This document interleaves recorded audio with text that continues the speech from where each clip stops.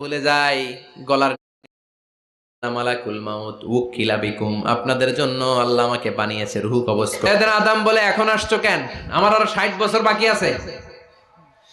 মালাকুল মাউত বলে, না, আপনি রূহের জগতে আল্লাহর কাছে আপনার সন্তান দাউদকে কয় বছর দিয়েছিলেন? 60 বছর। এজন্য 940 বছর আপনার জন্য লেখা। আমি এখন আপনার রূহ কবজ করতে চাই। সাইয়েদনা আদম বলে, আমি মানি না, আমি কাউরে দেই নাই। 60 বছর আমি দেই নাই, আমি আরো বাঁচবো, আমি আরো বাঁচবো, 60 বছর আমি বাঁচবো, আমি দেইতেই নাই। মিয়া যাও। মালাকুল মাউত আল্লাহর যে বলে আল্লাহ দেয় নাই বলে, আসলে ভুলে গেছে। আসলে আফাতুল ইলমি আন-নিসিয়ান, মানুষ ভুলে যায়, মানুষ বড্ড ভুলে যায়। আমরা অনেক সময় খাইয়াও কই খাই নাই। অনেক কিছু আপনি দিছিলেন কিন্তু ভুলে যাই, গলার নিচ দিয়ে নামার পরে কই তুমি কিচ্ছু দেও নাই। আছে না নাই?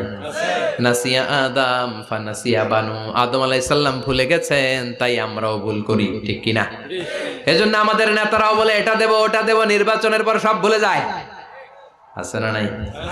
ওই যে আদম আলাইহিস সালাম ভুলছে, আমরাও ভুলে যাই। ওনাদের দোষ কি? ভুলে যায়, বেমালুম ভুলে যায়। আল্লাহ বললেন, মালাকুল মাউত আর জোরাজুরি করো না। 940 নয়, ঠিক 1000 বছর পরে আদমের কাছে যাবা। আমি আমার আদমের ভাগ্যে এই জিনিসটাই রেখে দিয়েছিলাম রে মালাকুল মাউত। আমি আগ থেকে এটাই রেখেছি, আমি জানতাম সে ভুলে যাবে। চিল্লা এখন সুবহানাল্লাহ। তার মানে পৃথিবীর সবচাইতে লম্বা মানুষ, 60 হাত লম্বা, এত শক্তিশালী আদম আলাইহিস সালাম শ্রীলঙ্কাতে প্রথম নেমেছিলেন। এক লাফ দিলে আধা মাইল চলে যাইতেন। সুবহানাল্লাহ। কি লম্বা মানুষ! আদম আলাইহিস সালাম চলে গেলেন, ওনার মুনি মরে নাই। ইদ্রিস আলাইহিস সালাম মরছে। কে বলছে? উনিও মরেছেন। তবে ওনার মৃত্যুর আজীব এক ঘটনা আছে, অনেক লম্বা কথা। এক ফেরেশতার সাথে ওনার বন্ধুত্ব হয়েছিল। বলেছিলেন, আমি আকাশ দেখতে চাই, আল্লাহর কাছে অনুমতি চাই। আল্লাহ বলল, ঠিক আছে, ইদ্রিসকে আকাশে ঘুরাও। প্রথম আকাশে ঘুরলেন, দ্বিতীয় আকাশে ঘুরলেন, তৃতীয় আকাশে ঘুরলেন, চতুর্থ আকাশে ঘুরলেন। ইন দ্য মিন টাইম চতুর্থ আসমানে মালাকুল মাউত পৃথিবীর দিকে নেমে আসছিল। ওই ফেরেশতা বলে, মালাকুল মাউত আপনি কই যান? মালাকুল মাউত বলে, একটু আগে আল্লাহ ফরমান জারি করেছে, চতুর্থ আসমানে আমার নবী ইদ্রিসের রূহ কবজ করো। সুবহানাল্লাহ।